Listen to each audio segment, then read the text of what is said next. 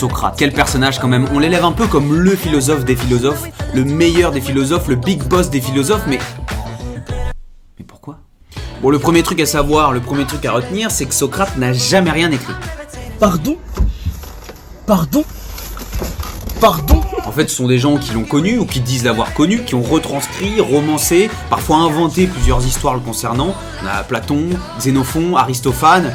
On disait d'ailleurs de Socrate qu'il était laid au dehors, mais beau à l'intérieur. Bon, en tout cas, on n'a pas trop d'infos sur sa jeunesse. On sait qu'il a grandi à Athènes ou dans ses alentours, que son père était sculpteur, que sa mère était sage-femme et que sa famille, au global, était assez modeste. En tout cas, le premier au fait de Socrate, c'est qu'il va participer à plusieurs campagnes militaires de l'époque, en tant que hoplite. Le hoplite, c'est l'infanterie lourde de l'époque, dans la guerre du Péloponnèse. Si c'est un coup arrive sur mon visage, je baisse la tête un instant et je suis protégé. Je baisse la tête. Là où Socrate va vraiment commencer à se faire connaître, là où il va vraiment commencer à faire du bruit, c'est par son culot. En fait, ça va devenir un véritable précepteur public, un professeur public, un enseignant qui, dans les gymnases, dans la rue, dans les échoppes, va aller voir les gens, va aller à leur rencontre et leur poser des questions, les challenger sur leurs problématiques du quotidien.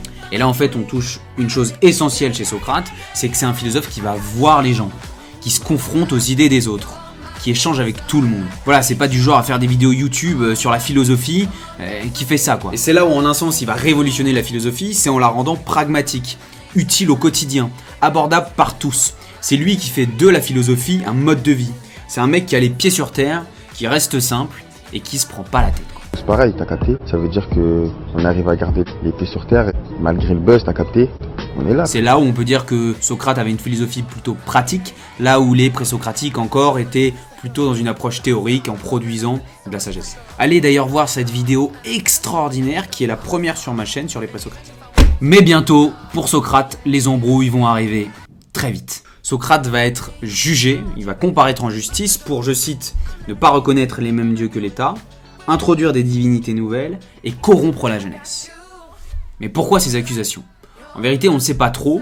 On peut imaginer qu'en palabrant autant, qu'en faisant preuve de vérité dans sa posture et dans sa rupture avec la philosophie, il a sûrement fait des jaloux. Le jaloux, il remixe les histoires des autres, il fait des poussettes, le jaloux. Il a sûrement dérangé dans une société athénienne déjà bien installée, avec ses notables et son élite. Les juges votent en majorité la peine de mort, et bien que des amis de Socrate veulent l'aider, il choisit d'accepter la sentence. Et c'est là qu'on se retrouve à cette fameuse scène où Socrate boit la ciguë, boit son poison et meurt.